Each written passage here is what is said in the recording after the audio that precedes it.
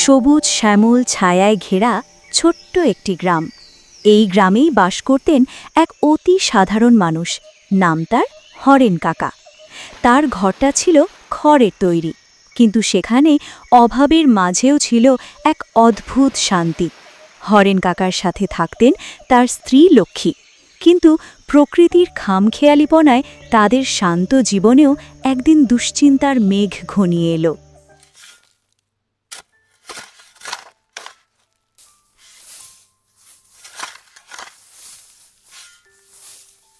ওগো, একটু জিরিয়ে নাও, রোদটা যেন আগুন ঝরাচ্ছে। এই নাও, একটু জল খেয়ে নাও। জল তো খেলাম লক্ষ্মী, কিন্তু মাঠের তৃষ্ণা মিটবে কিসে? কতদিন আকাশটা ফেটে আছে, এক ফোঁটা বৃষ্টির দেখা নেই। এবার যদি ধান না ওঠে, তবে বিমল মহাজনের দেনা শোধ করব কি দিয়ে? ভগবানের ওপর ভরসা রাখো। সৎপথে চললে তিনি নিশ্চয়ই মুখ তুলে চাইবেন। তা ঠিক, কিন্তু এবার অর্ক আর বৃষ্টির পড়াশোনার খরচও তো আছে। দেখি কপালে কি আছে।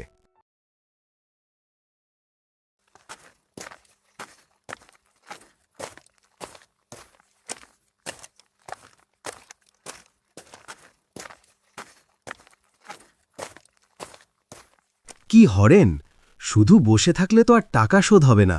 সুদের অঙ্কটা তো দিন দিন পাহাড় হয়ে যাচ্ছে। মহাজন বাবু, আপনি তো সবই দেখছেন। এবার খরায় ফসল সব শুকিয়ে যাচ্ছে। আমাকে আর একটু সময় দিন। সময় আমি অনেক দিয়েছি। সামনের মাসে টাকা না দিলে তোমার এই ভিটে আর জমিটার দলিল কিন্তু আমি দখল নেব, মনে থাকে জানো।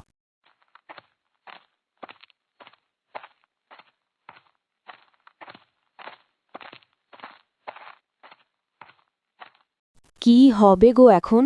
জমির দলিল তো ওনার কাছেই।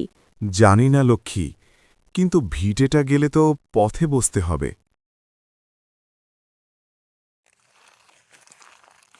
একদিন বাজার করে ফেরার পথে হরেন কাকা রাস্তায় একটি ব্যাগ পড়ে থাকতে দেখেন। হরেন কাকা ব্যাগটি তুলে নিলেন। তিনি ব্যাগটি খুলে টাকাগুলো হাত দিয়ে সরিয়ে ভেতরে কি আছে খুঁটিয়ে দেখতে লাগলেন। টাকা তো অনেক, কিন্তু এই ফাইল আর সরকারি সিল মারা কাগজগুলো, এগুলো তো সাধারণ মানুষের হওয়ার কথা নয়। এই আইডি কার্ডে রাহুল সেন, এগ্রিকালচার অফিসার লেখা। তার মানে এই টাকাগুলো হয়তো এই এলাকার কৃষকদেরই কোনো কাজের জন্য আনা হয়েছিল। হরেন কাকা কিছুক্ষণ ব্যাগটি নিয়ে রাস্তার পাশের কালভার্টে বসলেন। তিনি ভাবলেন এই টাকাগুলো দিয়ে তিনি অনায়াসেই মহাজনের দেনা চুকিয়ে নিজের জমি মুক্ত করতে পারেন। কিন্তু তিনি ডায়েরির পাতা উল্টে দেখলেন সেখানে গ্রামের দরিদ্র চাষিদের নামের তালিকা। আমি যদি এই টাকা নিজের স্বার্থে খরচ করি, তবে এই তালিকায় থাকা মানুষগুলোর হক মারা হবে। নিজের জমি বাজাতে গিয়ে 10টা মানুষের ক্ষতি করার মতো লোক আমি নই। তিনি ব্যাগটি নিয়ে নিজের গন্তব্য পরিবর্তন করে সোজা ইউনিয়ন পরিষদের দিকে পা বাড়ালেন।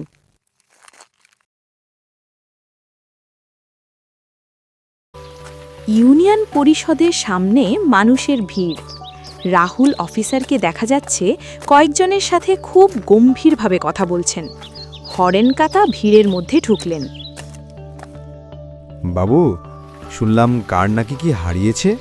হ্যাঁ কাকা, আমার একটা ব্যাগ, ওতে অফিসের অনেক গুরুত্বপূর্ণ ফাইল আর প্রজেক্টের টাকা ছিল। আপনি কি কিছু দেখেছেন? এইটা কি আপনার ব্যাগ? মেঠো পথের ধারে পড়ে থাকতে দেখলাম। হ্যাঁ কাকা, এটাই। সব ঠিক আছে। আমি তো ভেবেছিলাম সব শেষ হয়ে গেল। আপনি এই ব্যাগটা এভাবে নিয়ে এলেন, আপনার মনে একবারও অন্য কিছু এলো না? এলো তো বাবু, পেটে খিদে থাকলে মনে অনেক কিছুই আসে। কিন্তু ওই যে ফাইলগুলো দেখলাম, ওখানে আমার মতো আরও 10টা চাষির নাম লেখা। নিজের অভাব মেটাতে গিয়ে আরও 10 জনের পেটে লাথি মারার শিক্ষা আমার মা দেয়নি। আপনি অনেক বড় মনের মানুষ। আপনার মতো মানুষ আছে বলেই দেশটা চলছে। কাকা, এই ব্যাগে যে টাকা ছিল তার একটা বড় অংশ ছিল এই এলাকার খরা মোকাবিলা করার প্রজেক্টের। আপনি ব্যাগটা ফিরিয়ে দিয়ে শুধু আমাকে নয়, এই গোটা এলাকাকে বাঁচালেন। আমি জানলাম মহাজন আপনার জমি দখল করতে চাইছে। আপনার দেনা কত? দেনা তো বাবু সুদে আসলে পাহাড় হয়ে গেছে, কিন্তু সে আমি নিজেই শোধ করার চেষ্টা করব। না কাকা, আপনার মতো সৎ মানুষকে সাহায্য করা আমাদের দায়িত্ব। আমি আপনার জন্য দুটো কাজ করছি। প্রথমত, কৃষি দপ্তর থেকে আপনার জন্য একটা বিশেষ সরকারি অনুমোদন করছি। আর দ্বিতীয়ত, আপনার জমিতে সেচের জন্য একটা ডিপ টিউবওয়েল বসানোর ব্যবস্থা করছি, যাতে বৃষ্টির জন্য আপনাকে আর হাহাকার করতে না হয়। এ তো আমার ভাগ্যের অতীত বাবু। এটা আপনার প্রাপ্য। আর শুনুন, এই ডায়েরিতে বিমল মহাজনের নামের পাশে একটা নোট ছিল। সে কৃষকদের ঠকিয়ে অবৈধভাবে লোন নিয়েছিল।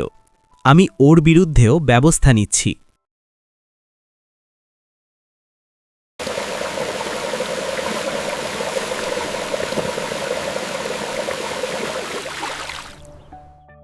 শেষে তবে ভগবান মুখ তুলে চাইলেন, ভগবান তো শুধু উপায় করে দেন লক্ষ্মী, আসল হলো মানুষের কর্ম।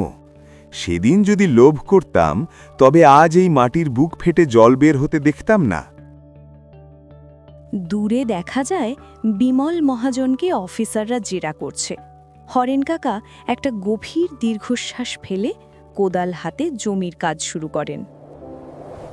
সততাই জীবনের আসল সত্য।